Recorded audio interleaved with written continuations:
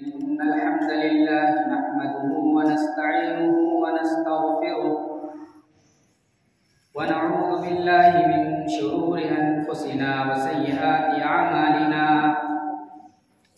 من يهده الله فلا مضل له ومن يضلل فلا هادي له وأشهد أن لا إله إلا الله وحده لا شريك له وأشهد أن محمدًا عبده ورسوله يا أيها الذين آمنوا اتقوا الله حق تقاته ولا تموتن إلا وأنتم مسلمون يا أيها الناس اتقوا ربكم الذي خلقكم من نفس واحدة وخلق منها زوجها وبث منهما رجالا كثيرا ونساء واتقوا الله الذي تساءلون به والأرحام إن الله كان عليكم رقيبا يا أيها الذين آمنوا اتقوا الله وقولوا قولا سديدا يصلح لكم أعمالكم ويغفر لكم ذنوبكم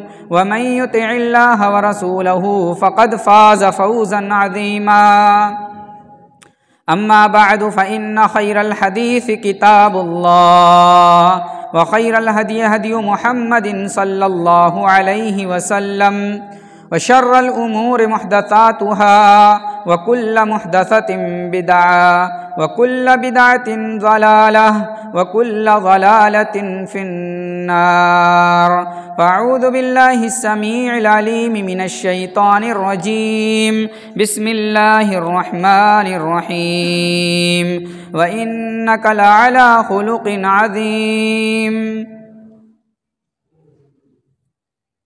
محترم حاضرین مجلس، اسلامی بھائیوں، بزرگوں، نوجوان ساتھیوں، قرآن مقدس سورہ قلم کی ایک آیت کریمہ تلاوت کی گئی ہے. اس آیت کریمہ میں اللہ رب العالمین نے نبی کریم صلی اللہ علیہ وسلم کے اخلاق کا تذکرہ کیا ہے. آپ صلی اللہ علیہ وسلم کا اخلاق چونکہ ہمارے لیے مثالی اخلاق ہے اور آپ صلی اللہ علیہ وسلم کے اخلاق کو اپنانے کا حکم دیا گیا ہے. اللہ رب العزت والجلال قرآن مقدس کے اندر ارشاد فرماتا ہے: لقد كان لكم في رسول الله أسوة حسنة لمن كان يرجو الله واليوم الآخر وذكر الله كثيرا. کہ تمہاری زندگی میں رسول اللہ صلی اللہ علیہ وسلم کی زندگی آئیڈیل اور نمونہ ہے. آپ صلی اللہ علیہ وسلم کی زندگی اگر ہم اپنا آئیڈیل اور نمونہ بنا لیں، انسان ایک مثالی انسان بن جائے گا، مسلمان ایک مثالی مسلمان بن جائے گا اگر ہم نبی کریم صلی اللہ علیہ وسلم کو اپنا آئیڈیل اور نمونہ مان لیں. میرے بھائیوں، قرآن کریم میں اللہ رب العالمین نے نبی کے اخلاق کو اپنانے اور ان کے اخلاق کو اپنا اخلاق بنانے کا حکم دیا ہے. اسی لیے اللہ رب العالمین نے فرمایا کہ تمہاری زندگی میں رسول اللہ کی زندگی آئیڈیل اور نمونہ ہے. میرے بھائیوں، ہم نبی کی سیرت کا مطالعہ کریں، نبی کی سیرت کو پڑھیں اور اس سیرت کی روشنی میں اپنے اخلاق کو، اپنے کردار کو، اپنے سلوک کو، اپنے طریقے کو، اپنے رہنے سہنے کے ڈھنگ کو نبی علیہ الصلاۃ والسلام کی سیرت کی روشنی میں کرنے کی کوشش کریں. تب جا کر کے ہم کامیاب ہو جائیں گے، تب اللہ رب العالمین کے یہاں ہمیں کامیابی ملے گی. اور حقیقی محبت کرنے والا نبی کریم صلی اللہ علیہ وسلم سے وہی ہے جو آپ صلی اللہ علیہ وسلم کے سیرت کو اپنائے، آپ کے اخلاق کو اپنائے اور آپ کے طریقے پر عمل کرے. میرے بھائیوں، نبی کریم صلی اللہ علیہ وسلم کا اخلاق کیسا تھا؟ آپ صلی اللہ علیہ وسلم کے اخلاق کے بارے میں کسی نے حضرت عائشہ صدیقہ رضی اللہ تعالی عنہا سے پوچھا، آپ بتائیے اے عائشہ صدیقہ آپ نبی کی زوجہ ہیں، آپ نبی کے ساتھ رہتی سہتی ہیں، نبی کا اخلاق کیسا تھا؟ اللہ کے نبی صلی اللہ علیہ وسلم کے اخلاق کے بارے میں حضرت عائشہ صدیقہ رضی اللہ عنہا نے فرمایا کان خلقہ القرآن۔ آپ کا اخلاق جاننا چاہتے ہو تو سمجھ لو قرآن پورا کا پورا آپ کا اخلاق ہے۔ اللہ رب العالمین نے جیسے آپ کو زندگی گزارنے کا حکم دیا ہے، آپ نے ویسے زندگی گزاری ہے، اور آپ صلی اللہ علیہ وسلم نے اللہ رب العالمین کے فرمان کے مطابق، آپ کے اللہ کے حکم کے مطابق زندگی گزاری، اور مسلمانوں کو اسی طرح زندگی گزارنے کا حکم دیا ہے۔ حضرت عطا ابن یسار رحمۃ اللہ علیہ بیان کرتے ہیں کہ میں نے عبداللہ ابن عمرو ابن عاص رضی اللہ تعالی عنہ سے اللہ کے نبی صلی اللہ علیہ وسلم کے اخلاق کے بارے میں پوچھا کہ آپ بتائیے کہ پچھلی کتابوں میں نبی علیہ الصلاۃ والسلام کے اخلاق کا جو تذکرہ ہے وہ تذکرہ کس انداز میں ہے، کیسا تذکرہ اللہ رب العالمین نے پچھلی کتابوں میں کیا ہے؟ قرآن کے علاوہ جو کتابیں اللہ نے آسمان سے نازل فرمائی ہیں ان میں اللہ کے نبی کا اخلاق کیا تھا؟ حضرت عبداللہ ابن عمرو ابن عاص جہاں بہت ساری باتیں بتاتے ہیں، انہی میں سے ایک بات یہ بھی بتاتے ہیں لیس بفظ ولا غلیظ ولا سخاب بالاسواق ولا يدفع السیئة بالسیئة ولكن يعفو ويصفح۔ بخاری کی روایت ہے، اللہ کے نبی صلی اللہ علیہ وسلم بدخو نہیں تھے، اللہ کے نبی صلی اللہ علیہ وسلم بد اخلاق نہیں تھے، اور اللہ کے نبی صلی اللہ علیہ وسلم راستے میں چلتے چلتے چلاتے نہیں تھے، شور شرابہ نہیں کرتے تھے، ولا يدفع السیئة بالسیئة، اور اللہ کے نبی صلی اللہ علیہ وسلم برائی کا بدلہ برائی سے نہیں دیتے تھے، برائی کا بدلہ اللہ کے نبی صلی اللہ علیہ وسلم برائی سے نہیں دیتے تھے، ولیکن یعفو ویصفح، اللہ کے نبی تو معاف کر دیتے تھے، اللہ کے نبی تو درگزر کر دیتے تھے۔ اللہ کے نبی کا اخلاق کہاں ذکر کیا گیا ہے؟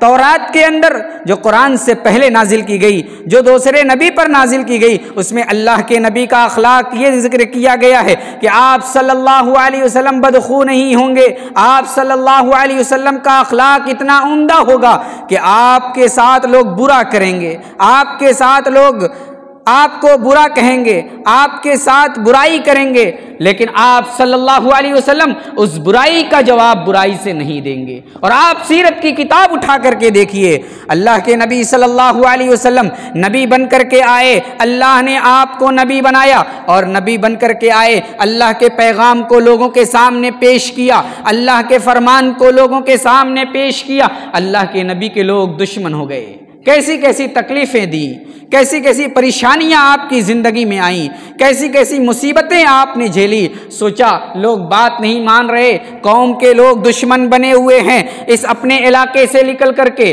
اپنے محلے سے نکل کر کے، اپنے شہر سے نکل کر کے دوسرے شہر کی طرف چلتے ہیں، طائف کی طرف چلتے ہیں، طائف میں جا کر کے ہم دعوت کا کام کرتے ہیں، دین کا کام کرتے ہیں۔ نبی علیہ الصلاۃ والسلام یہ سوچ لے کر کے طائف گئے کہ وہاں کے لوگ تو میری بات مانیں گے، وہاں کے لوگ تو میری بات مانیں گے، اللہ کے فرمان کو میں بیان کروں گا، لوگ مانیں گے۔ لیکن کیا ماجرا تھا، جب نبی علیہ الصلاۃ والسلام شہر طائف میں پہنچتے ہیں تو وہاں آپ صلی اللہ علیہ وسلم کو مکہ سے زیادہ اذیت دی جاتی ہے، تکلیف دی جاتی ہے، وہاں کے اوباشوں کو، وہاں کے لچے لفنگوں کو اللہ کے نبی صلی اللہ علیہ وسلم کے خلاف ابھار دیا جاتا ہے۔ آپ صلی اللہ علیہ وسلم کو لوگ مارتے ہیں، آپ صلی اللہ علیہ وسلم کو اتنا مارا جاتا ہے کہ آپ کے پیر مبارک سے خون نکل جاتا ہے، آپ کے پیر مبارک سے خون رسنے لگتا ہے۔ اللہ کے نبی صلی اللہ علیہ وسلم کے پاس اس موقع پر فرشتے آتے ہیں اور آ کر کے کہتے ہیں، اے پیارے رسول محمد الرسول اللہ صلی اللہ علیہ وسلم، اگر آپ کا حکم ہو، آپ اگر حکم کریں تو اس بستی والے کو دو پہاڑوں کے بیچ میں رکھ کر کے پیس دیا جائے، چٹنی کی طرح پیس دیا جائے، ختم ہو جائیں گے، ان کا وجود نہیں بچے گا، ان کا نام و نشان نہیں بچے گا، یہ آپ کو تکلیف دے رہے ہیں، ان کا نام و نشان ختم کر دیں گے۔ لیکن میرے نبی صلی اللہ علیہ وسلم کے اخلاق پر قربان جائیے۔ آپ صلی اللہ علیہ وسلم کا اخلاق کتنا عمدہ تھا۔ آپ نے کہا اے فرشتے رہنے دیجئے، میں ایسا کام نہیں کروں گا، میں اس برائی کا بدلہ برائی سے نہیں لوں گا۔ اے فرشتے آپ ان کو ماریے نہیں، ان کو اس دو پہاڑوں کے درمیان پیسیے نہیں، یہ مسلمان نہیں ہوتے، یہ نہیں ہوتے نہ ہو، مجھے پوری اللہ سے امید ہے کہ ان کی اگلی نسل مسلمان ہوگی، اسلام کا کلمہ پڑھے گی، مسلمان ہو جائے گی اور میرے اوپر ایمان لے آئے گی۔ یہی ہوا، کچھ دنوں کے بعد طائف کے لوگ اسلام لے آئے، طائف کے لوگ اللہ کے نبی صلی اللہ علیہ وسلم کے ہو کر کے رہ گئے۔ یہ نبی کا اخلاق تھا۔ وَلَا وَيَدْفَعُ السَّيِّئَةَ بِالسَّيِّئَةِ، اللہ کے نبی برائی کا بدلہ برائی سے نہیں لیتے۔ وَلَكِنْ يَعْفُو وَيَصْفَحُ، آپ معاف کرتے تھے، آپ درگزر کرتے تھے، یہ نبی کا اخلاق تھا۔ اب ہم اپنا اخلاق جانچیں۔ نبی کا اخلاق، آپ بازاروں میں شور شرابہ نہیں کرتے، بڑے اطمینان سے اور مروت کے ساتھ، شرافت کے ساتھ آپ گزر جا رہے ہیں، کوئی شور شرابہ نہیں۔ آپ کے ساتھ آپ کے دشمن برا کر رہے ہیں، آپ کے ساتھ آپ کے دشمن برا کر رہے ہیں، کنکھیوں سے اشارہ کر رہے ہیں، ہنس رہے ہیں، مذاق کر رہے ہیں، شاعر، جادوگر اور دوسرے القاب سے، غلط القاب سے آپ کو پکار رہے ہیں، لیکن اللہ کے نبی صلی اللہ علیہ وسلم سیدھے اپنا راستہ چلتے ہیں، کسی کا جواب نہیں دیتے، برائی کا جواب برائی سے نہیں دیتے۔ کسی نے آپ کو شاعر کہا، کسی نے مجنوں کہا، کسی نے کچھ کہا، کسی نے کچھ کہا، اللہ کے نبی کی زبان مبارک سے کچھ بھی نہیں نکلا۔ اللہ کے نبی صلی اللہ علیہ وسلم نے اپنی زبان کو خاموش رکھا۔ یہ اللہ کے نبی کا اخلاق تھا۔ اب ہم کیا کرتے ہیں؟ ہمیں کوئی گالی دے دے، ایک گالی کے بجائے 10 گالیاں دیتے ہیں۔ اگر ہمیں کوئی تکلیف دے دے، اس سے زیادہ تکلیف دینے کی کوشش کرتے ہیں۔ اور آج ہمارے نوجوانوں کا حال یہ ہے کہ گلی کوچے میں چل رہے ہیں، شور شرابے کے ساتھ چل رہے ہیں، گلی کوچے میں جا رہے ہیں، ایک دوسرے کو تکلیف دیتے ہوئے، شور کرتے ہوئے آگے بڑھ رہے ہیں۔ میرے بھائیوں، نبی کا اخلاق یہ تھا۔ نبی کا اخلاق کیسا تھا؟ آئیے حضرت خدیجہ رضی اللہ تعالی عنہا سے پوچھتے ہیں، ہم بھی نبی کے اخلاق کی طرح اپنا اخلاق بنانے کی کوشش کریں۔ صرف سننے سے کام نہیں ہوگا۔ نبی کا اخلاق بڑا اچھا تھا، نبی کا اخلاق بڑا اچھا تھا، نبی کا اخلاق بڑا اچھا تھا، نبی ایسے تھے، نبی ایسے تھے، نبی ایسے تھے، بس ایسے تھے ایسے تھے ایسے تھے کر کے بیان کر کے اور سن کے بس بیٹھ نہیں جانا ہے۔ اس لیے بیان نہیں کیا جاتا، نبی کی باتیں اس لیے نہیں بیان کی جاتی، نبی کی سیرت اس لیے نہیں بیان کی جاتی، قرآن اس لیے نہیں بیان کیا جاتا، احادیث اس لیے نہیں بیان کی جاتی، صرف کان سے سنے اور دوسرے کان سے نکال دیں۔ اس کو بیان کرنے کا مقصد یہ ہے کہ ایک مسلمان اپنی زندگی میں اسے نافذ کرے، ایک مسلمان اپنی زندگی کا جز سمجھے۔ اگر نہیں سمجھتا ہے، اگر دین کی باتیں سن کر کے بھی اسے انسنی کر دیتا ہے، تو پھر اسے اس سوال کے جواب کو دینے کے لیے تیار ہونا چاہیے کہ قیامت کے دن سوال ہوگا، 5 سوال ہوگا، جن میں سے ایک سوال یہ بھی ہوگا، جو تم نے سیکھا تھا اس سیکھے ہوئے پر عمل کتنا کیا؟ جو تم نے جانا تھا اس جانے ہوئے پر عمل کتنا کیا؟ یہ سوال ہوگا۔ اب کیا جواب دیں گے؟ جو جان رہے ہیں، جو سمجھ رہے ہیں، جن کی معلومات ہو رہی ہے، اس پر بھی عمل نہیں ہے، قیامت کے دن اگر جواب نہیں دے پائیں گے تو کیا حال ہوگا اس دن؟ میرے بھائیوں، صرف سننے سے کام نہیں چلے گا۔ آئیے حضرت خدیجہ رضی اللہ تعالی عنہا کی گواہی نبی علیہ الصلوۃ والسلام کے اخلاق کے تعلق سے سنتے ہیں۔ اللہ کے نبی صلی اللہ علیہ وسلم نبی بن کر کے آئے۔ آپ بڑے ڈرے ہوئے تھے، بڑے سہمے ہوئے تھے، آپ کے جسم پر کپکپی تھی، آپ لرز رہے تھے، کانپ رہے تھے، آپ کو ٹھنڈک لگ رہی تھی۔ گھر کے اندر آئے، حضرت خدیجہ سے کہا، اے خدیجہ کمبل اڑا دو، اے خدیجہ کمبل اڑا دو۔ پھر اللہ کے نبی صلی اللہ علیہ وسلم حضرت خدیجہ سے کہتے ہیں، اے خدیجہ مجھے اپنی جان کی ہلاکت کا ڈر ہے، مجھے لگتا ہے کہ میری جان ہلاک ہو جائے گی، میں برباد ہو جاؤں گا۔ حضرت خدیجہ کہتی ہیں، کلا، اے میرے شوہر نامدار، اے میرے سرتاج، اے میرے آقا، کلا ہرگز نہیں، کلا ہرگز نہیں، آپ خوش ہو جائیے، آپ کے لیے بشارت ہے، فواللہ لا یخزیک اللہ ابدا، اللہ کبھی آپ کو برباد نہیں کرے گا۔ کیوں نہیں برباد کرے گا؟ فواللہ لا یخزیک اللہ ابدا، اللہ آپ کو برباد نہیں کرے گا. کیوں نہیں کرے گا؟ کیا خاصیت ہے، کیا کوالٹی ہے؟ کیوں حضرت خدیجہ رضی اللہ تعالی عنہ اتنا اعتماد کے ساتھ بول رہی ہیں خوش ہو جائیے؟ ہرگز نہیں، جیسا آپ بول رہے ہیں ویسا نہیں ہونے والا ہے. کلا ابشر، خوش ہو جائیے، ہرگز ایسا نہیں ہوگا کہ آپ کی جان ہلاک ہوگی، آپ ہلاکت میں پڑ جائیں گے، آپ کو اپنی جان کا خطرہ ہے. آپ اس کی نہ سوچیے. فواللہ لا یخزیک اللہ ابدا، اللہ آپ کو کبھی بھی برباد نہیں کرے گا. کیوں؟ انک لتصل الرحم.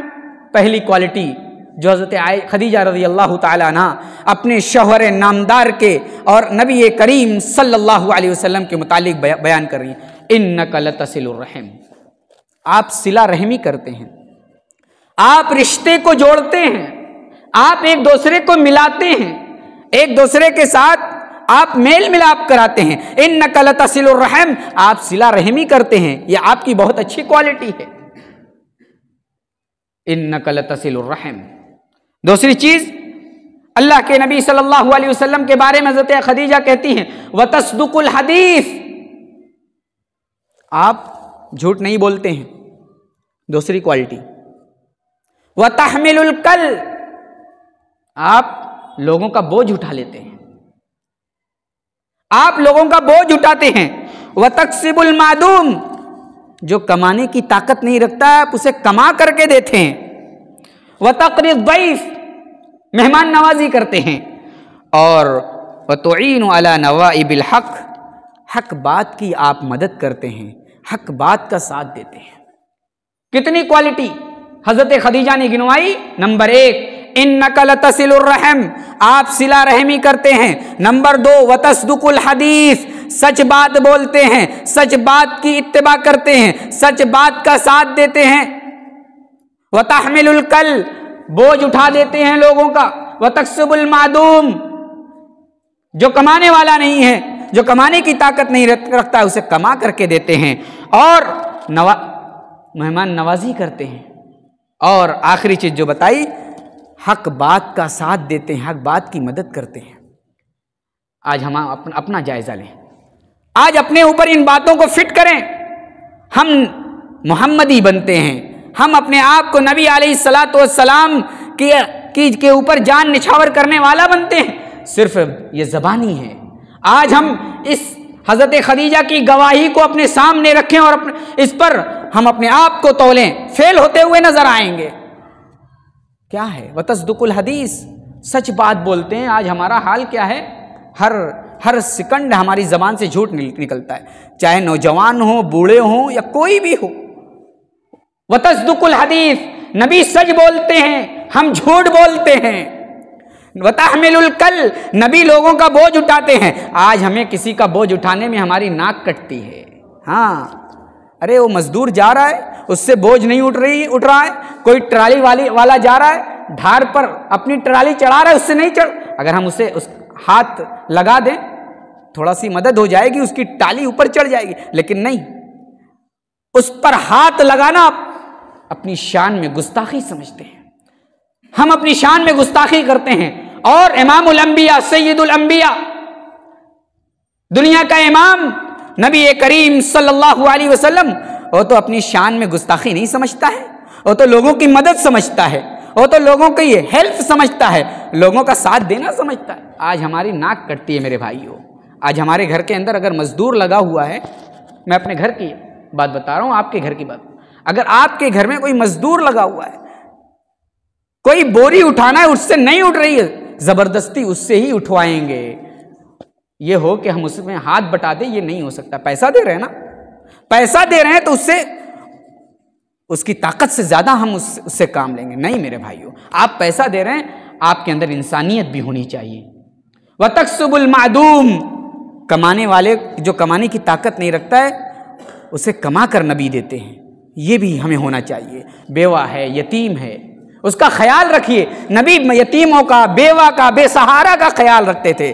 نبی علیہ الصلوۃ والسلام لوگوں کی دیکھ ریکھ کیا کرتے تھے. وتقری الضیف، اور مہمان نواز کیسے تھے. انبیاء اکرام علیہم الصلوۃ والسلام کے بارے میں قرآن مقدس کے اندر یہ واقعات بھرے پڑے ہیں۔ انبیاء اکرام مہمانوں کی مہمان نوازی بڑی اچھی کرتے تھے۔ ابراہیم علیہ السلام کے بارے میں قرآن کے اندر موجود ہے۔ خود نبی کریم صلی اللہ علیہ وسلم کی سیرت پڑھیں، آپ صلی اللہ علیہ وسلم کتنے زیادہ مہمان نواز تھے، سیرت پڑھنے پر پتہ چلے گا۔ اور ہم اور آپ حق بات کا ساتھ نہیں دیتے، جہاں اپنا فائدہ ہوتا ہے وہاں جھوٹ کا بھی ساتھ دینا شروع کر دیتے ہیں۔ جہاں اپنا مفاد ہوتا ہے وہاں حق بات نہیں دیکھتے، وہاں ہم جھوٹ کا بھی ساتھ دے کر کے اسے آگے کر لیتے ہیں، اسے غالب کر دیتے ہیں اور حق بات والے کو مغلوب۔ بہت سارے لوگ ہوتے ہیں اپنی چرب زبانی سے حق بات والے کو پچھاڑ دیتے ہیں، لیکن اللہ کے نبی کا حال کیا تھا؟ وَتُعِينُ عَلَى نَوَائِبِ الْحَقِّ، حق بات کی پیروی کرتے تھے، حق بات کا ساتھ دیتے تھے۔ ہمارا بھی یہی حال ہونا چاہیے کہ ہم نبی علیہ السلام کو اگر مانتے ہیں، نبی علیہ السلام کی سیرت کو اپنانا چاہتے ہیں اور نبی علیہ السلام سے سچی محبت کرتے ہیں، اگر ہمارا نقصان ہو رہا ہے ہونے دو، لیکن نبی علیہ السلام کے اخلاق کے خلاف ہمارا اخلاق نہیں ہوگا، نبی علیہ السلام کے اخلاق کے اپوزٹ ہمارا اخلاق نہیں ہوگا۔ نقصان ہو رہا ہے ہونے دو۔ میرے بھائیوں، نبی علیہ السلام کے اخلاق کی اور بہترین کردار کی گواہی اپنوں نے تو دی، غیروں نے بھی دی ہے۔ جب غیر کسی چیز کی تعریف کرے تو سمجھ لو کہ کچھ کوالٹی اس کے اندر موجود ہے۔ اللہ کے نبی کی تعریف اپنوں نے کی، لیکن اپنے علاوہ دشمنوں نے بھی آپ کی تعریف کی۔ کفار قریش، کفار مکہ نبی علیہ السلام کو امین صادق کہا کرتے تھے۔ اللہ کے نبی صلی اللہ علیہ وسلم نبی بن کر کے آئے، کوہ صفا پر چڑھ کر کے آپ نے یا صباح کی آواز لگائی، سارے لوگ اکٹھا ہو گئے اور پھر اللہ کے نبی نے تمہیداً ایک بات کہی۔ کیا کہا تھا؟ اے میری قوم کے لوگوں، اے میرے علاقے کے لوگوں، غور سے سننا، اگر میں یہ بات کہوں کہ اس پہاڑی کے پیچھے ایک بڑی جماعت ہے جو آپ پر حملہ کرنا چاہتی ہے، جو آپ کو مار ڈالنا چاہتی ہے، آپ کو ہلاک کر دینا چاہتی ہے، کیا آپ میری بات کی تصدیق کریں گے؟ کیا آپ میری بات مانیں گے؟ کفار قریش کیا کہتے ہیں؟ کفار قریش کہتے ہیں اے محمد کیسی باتیں کر رہے ہیں، ہم نے آپ کو کبھی جھوٹ بولتے ہوئے نہیں پایا ہے، آپ تو امین ہیں، آپ تو صادق ہیں، آپ کو ہم نے کبھی جھوٹ بولتے ہوئے نہیں دیکھا ہے۔ نبی نے یہ بات کہی، یہ تمہید کہی، تمہید پر آپ صلی اللہ علیہ وسلم نے دیکھا کہ سب نبی علیہ السلام کے موافق بات کر رہے ہیں، سب نبی علیہ السلام کی جیسی باتیں کر رہے ہیں، نبی جیسا جواب چاہتے تھے ویسا جواب ملا کہ آپ کو کبھی جھوٹ بولتے ہوئے نہیں دیکھا، آپ تو امین ہیں، آپ تو صادق ہیں۔ اللہ کے نبی نے اس تمہید کے فوراً بعد کہا قولوا لا الہ الا اللہ تفلحوا، لا الہ الا اللہ کہہ دو کامیاب ہو جاؤ گے، لا الہ الا اللہ کہہ دو کامیاب ہو جاؤ گے۔ جب یہ بات سننی تھی سارے لوگ مخالف ہو گئے، قوم کے لوگ مخالف ہو گئے۔ آپ کا چچا ابو لہب جو آپ کی پیدائش پر بڑا خوشیاں منایا تھا، جس خوشی منانے کی دلیل وہ لوگ دیتے ہیں جو جشن عید میلاد النبی مناتے ہیں۔ جشن عید میلاد النبی منانے والوں کی ایک دلیل یہ بھی ہے کہ ابو لہب جو آپ کا دشمن تھا، اس نے آپ کی پیدائش پر خوشیاں منائی تھی، لونڈیوں کو آزاد کیا تھا، ہم کیوں نہیں منائیں گے؟ دشمن منا سکتا ہے تو ہم کیوں نہ منائیں؟ وہ ابو لہب جس نے آپ کی پیدائش پر خوشیاں منائی تھی، لونڈی کو آزاد کیا تھا، وہی ابو لہب ہے جس نے قولوا لا الہ الا اللہ تفلحوا کی آواز سنی، قولوا لا الہ الا اللہ تفلحوا کی صدا سنی۔ یہ سننا تھا، اس نے کہہ دیا تبا لک یا محمد، اے محمد آپ کے ہاتھ شل ہو جائیں، آپ کے ہاتھ شل ہو جائیں، آپ نے اسی لیے ہمیں جمع کیا تھا، الہذا جماعتنا، اسی لیے ہمیں جمع کیا تھا، یہ فالتو کی بات کریں گے، ایسی بات کریں گے، جا تمہارے ہاتھ شل ہو جائیں۔ اللہ کے نبی کی گستاخی کرنے والا سب سے پہلا انسان، دنیا کا سب سے پہلا انسان ابو لہب ہے۔ اللہ کو آپ کی گستاخی، ابو لہب نے جو گستاخی کی تھی اللہ کو برداشت نہ ہوا۔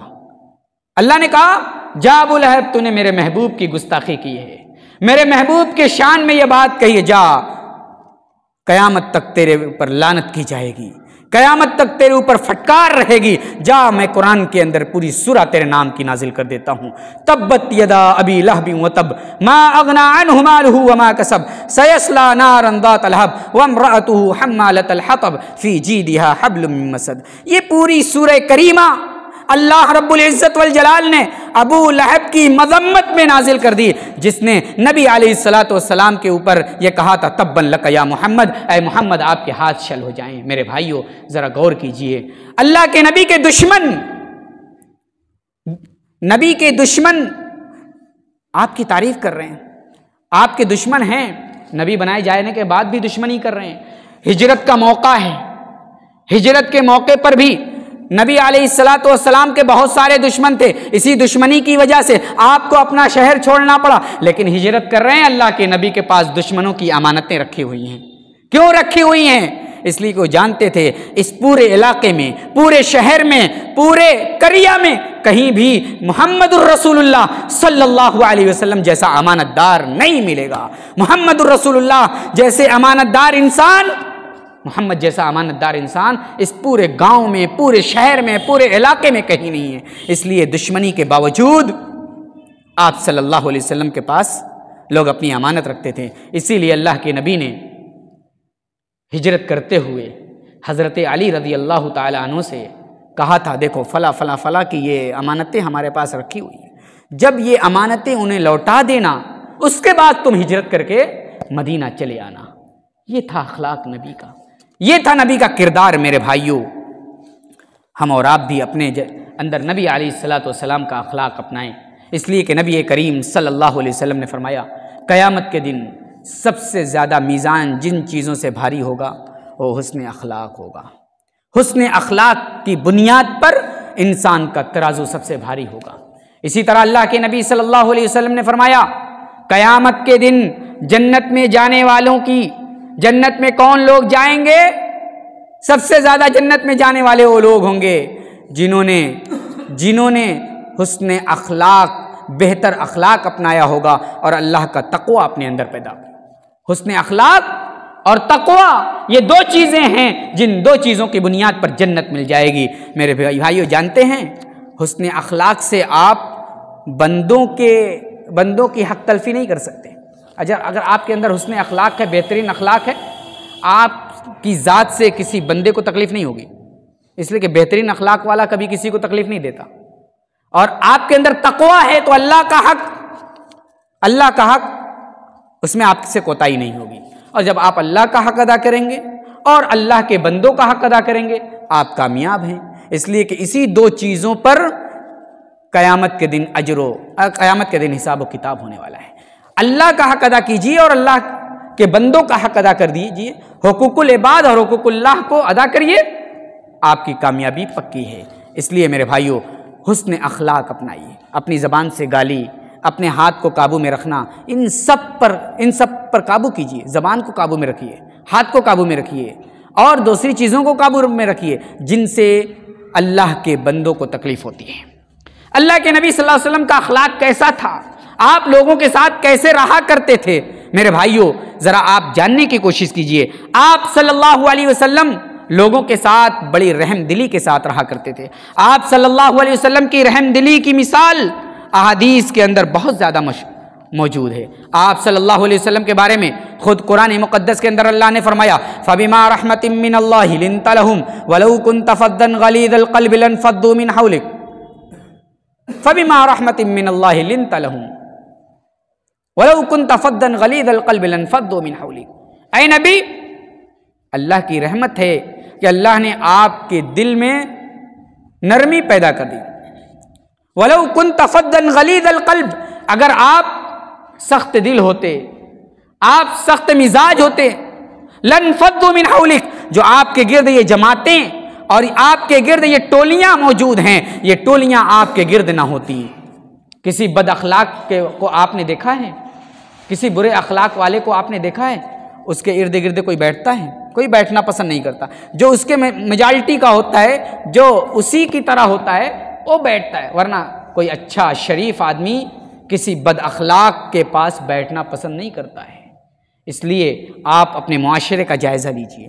معاشرے میں جو اچھے ہیں ان کے ساتھ بہت سارے لوگ ہیں، ان کے ساتھ ملنے جلنے والے بہت سارے لوگ ہیں۔ اس لیے اللہ کے نبی صلی اللہ علیہ وسلم کے بارے میں فرمایا گیا فَبِمَا رَحْمَةٍ مِّنَ اللَّهِ لِنْتَ لَهُمْ وَلَوْ كُنْتَ فَظًّا غَلِيظَ الْقَلْبِ لَانفَضُّوا مِنْ حَوْلِكَ۔ یہی معاملہ آج بھی ہے، اگر آپ کا اخلاق اچھا ہے آپ کے ارد گرد لوگ گھومیں گے، آپ کی باتیں مانیں گے، آپ کی باتیں سنیں گے۔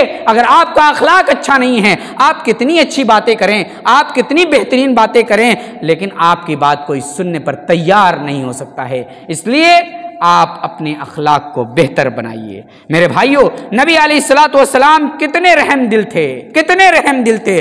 آپ صلی اللہ علیہ وسلم مسجد نبوی میں بیٹھے ہوئے ہیں، مسجد نبوی میں صحابہ کے ساتھ مجلس لگی ہوئی ہے، کتاب و سنت کی باتیں ہو رہی ہیں، مسائل بیان کیے جا رہے ہیں، نبی علیہ الصلوۃ والسلام صحابہ کے سوال کا جواب دے رہے ہیں۔ اتنے میں ایک دیہاتی آتا ہے، اللہ کے نبی کی مسجد میں ایک کنارے پیشاب کرنا شروع کر دیتا ہے۔ آپ نے سنا ہوگا یہ واقعہ، ایک کنارے پر پیشاب کرنا شروع کر دیتا ہے۔ صحابہ اکرام کو دیکھ کر کے بڑی تکلیف ہوتی ہے کہ یہ اللہ کے نبی کی مسجد، یہ عبادت کی جگہ ہے، اور یہ دیہاتی یہ آ کر کے مسجد میں پیشاب کر رہا ہے۔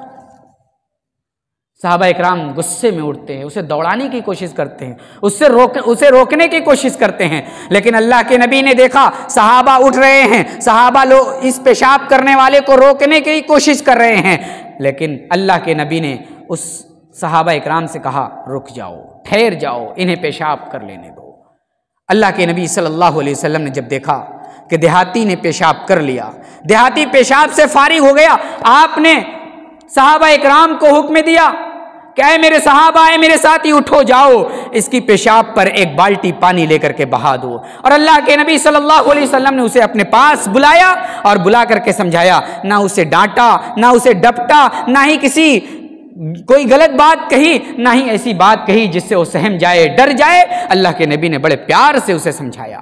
صحابہ اکرام اٹھ رہے تھے کہ اسے روکا جائے، یہ نبی کے مسجد میں اور اللہ کے گھر میں پیشاب کر رہا ہے، لیکن اللہ کے نبی نے منع کر دیا۔ میرے بھائیوں، آج ہم اور آپ نے بھی مسجد کو پیشاب خانہ بنا لیا ہے، جہاں ٹہلتے پھرتے بازار میں، گلی میں، پان کی دکانوں میں بیٹھے ہوئے ہیں، پیشاب لگی مسجد چل چلتے ہیں۔ نماز کے لیے مسجد میں آنے کی توفیق نہیں ہے، لیکن پیشاب کے لیے مسجد میں آتے ہیں۔ یہ بہت غلط طریقہ ہے، یہ بہت غلط طریقہ ہے۔ آپ کا گھر ہو، آپ اپنے گھر جائیے پیشاب کرنے کے لیے، مسجد کی میں کیوں آتے ہیں بھائی؟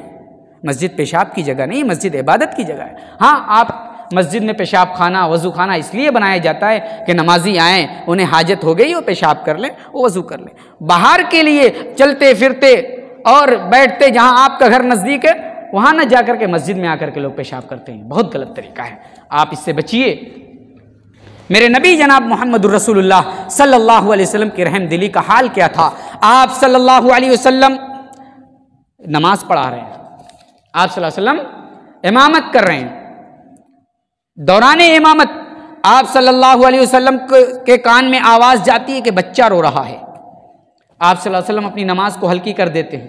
بعد میں اللہ کے نبی کہتے ہیں میرا جی چاہ رہا تھا کہ میں نماز کو لمبی کر دوں، میں نماز کو اور زیادہ بڑھا دوں، لیکن میں نے بچے کے رونے کی آواز سنی، اس لیے میں نے نماز کو ہلکی کر دی۔ یہ نبی علیہ الصلوۃ والسلام کی رحم دلی تھی۔ میرے بھائیوں، ہم اور آپ بھی اپنے اندر رحم پیدا کریں، شقاوت قلبی اور سخت دلی سے اپنے آپ کو بچائیں۔ اگر آپ کے اندر شقاوت قلبی اور سخت دلی ہے تو قرآن کی تلاوت کریں، قرآن کی تلاوت کریں اور اللہ سے توبہ اور استغفار کریں، ورنہ آپ کی یہ قساوت قلبی اور سخت دلی یہ آپ کو لے ڈوبے گی۔ میرے بھائیوں، اسی طریقے سے نبی علیہ الصلوۃ والسلام، جیسا کہ میں نے شروع میں ذکر کیا کہ آپ عفو درگزر سے کام لیتے تھے، معاف کرنے والے تھے، ہم بھی معاف کرنے والوں بنے۔ اللہ کے نبی صلی اللہ علیہ وسلم ایک مرتبہ حضرت عائشہ کے ساتھ راستے میں جا رہے ہیں، غور کیجئے گا اللہ کے نبی صلی اللہ علیہ وسلم کیسے معاف کرتے ہیں، اللہ کے نبی صلی اللہ علیہ وسلم کیسے درگزر کرتے ہیں۔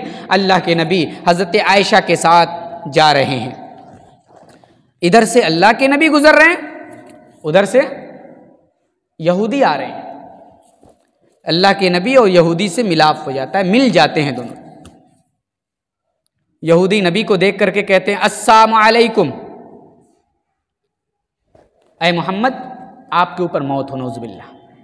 ہم بھی جلد بازی میں سلام کرتے ہیں تو السلام علیکم، السلام علیکم، السلام علیکم، اس طریقے سے ہم سلام کرتے ہیں. السلام علیکم کہنا چاہیے. السلام علیکم کہیں گے تو آپ بھی کسی کو بد دعا دیں گے موت کی.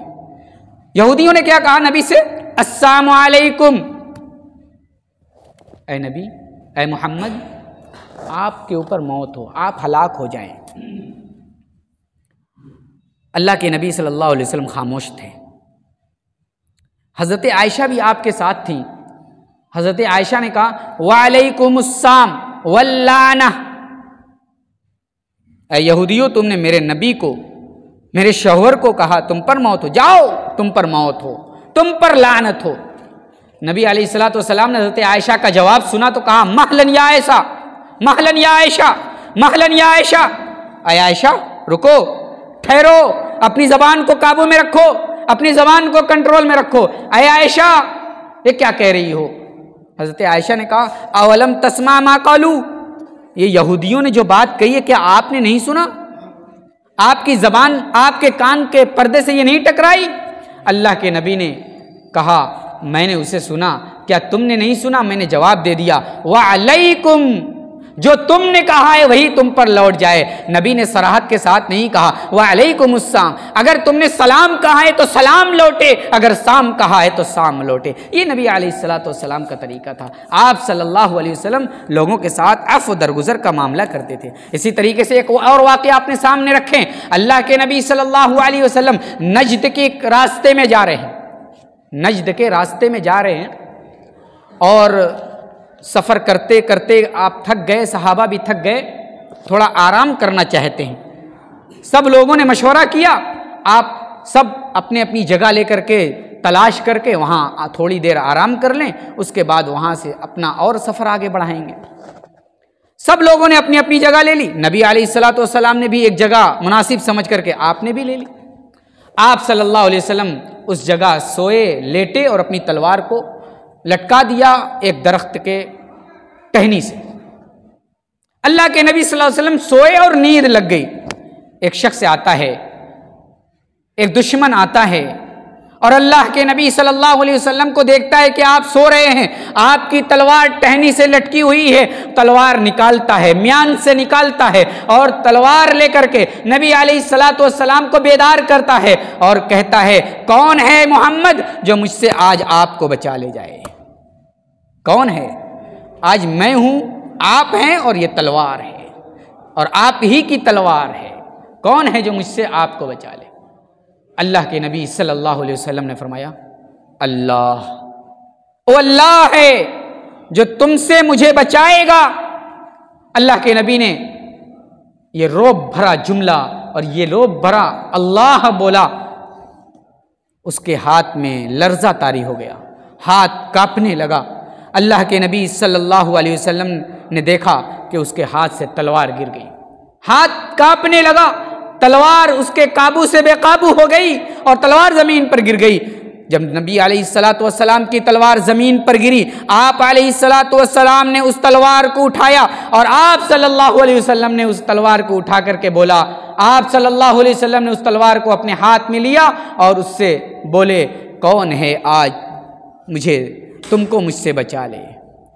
اب وہ کانپنے لگا، ڈر گیا، سہم گیا، اس لیے کہ اسے اللہ پر یقین نہیں تھا، اللہ پر اعتماد نہیں تھا.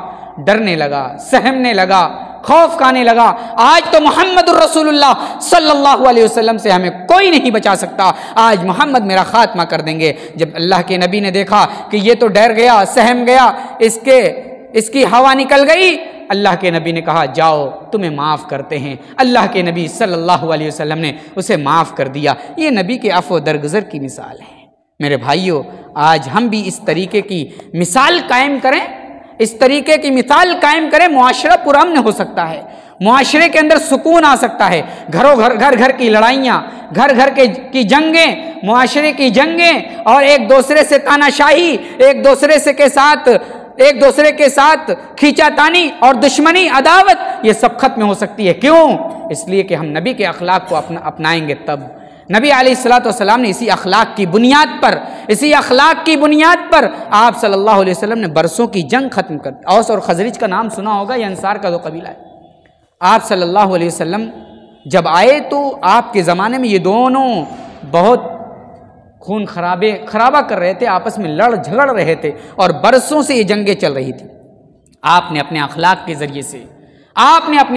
کے ذریعے سے اس جنگ کا خاتمہ کیا، اور ایسا خاتمہ کیا کہ بعد میں ایک دوسرے کے بھائی بن گئے، اور ایسے بھائی بن گئے کہ سگے بھائی سے زیادہ محبت ہونے لگی، سگے بھائی سے زیادہ پیار کرنے لگے، سگے بھائی سے زیادہ لوگ اپنی جائیداد دوسرے کے اوپر قربان کرنے لگے۔ حضرت عبد الرحمن اور حضرت سعد ابن ربیع کا واقعہ موجود ہے کہ حضرت عبد الرحمن ابن عوف کے لیے حضرت سعد نے کہا میں اپنا آدھا مال تمہیں دے دیتا ہوں۔ کون تھے سعد اور کون تھے عبد الرحمن؟ ان دونوں کا کوئی رشتہ نہیں تھا، ایک مہاجر تھے، ایک انصار تھے، لیکن اللہ کے نبی نے ایسی عمدہ مثال پیش کی کہ یہ دونوں دو خاندان سے تھے، دو الگ شہر کے رہنے والے تھے، لیکن اللہ کے نبی نے مواخات کرائی، اللہ کے نبی نے دوستی کرائی، اللہ کے نبی نے بھائی چارہ کرایا، اور ایسا بھائی چارہ قائم ہوا کہ رہتی دنیا مثال پیش کرے گی۔ اللہ تعالیٰ سے دعا کرتے ہیں الہ العالمین تو ہم سب کو نبی علیہ الصلاۃ والسلام کے اخلاق جیسا اخلاق اپنانے کی توفیق عطا فرما۔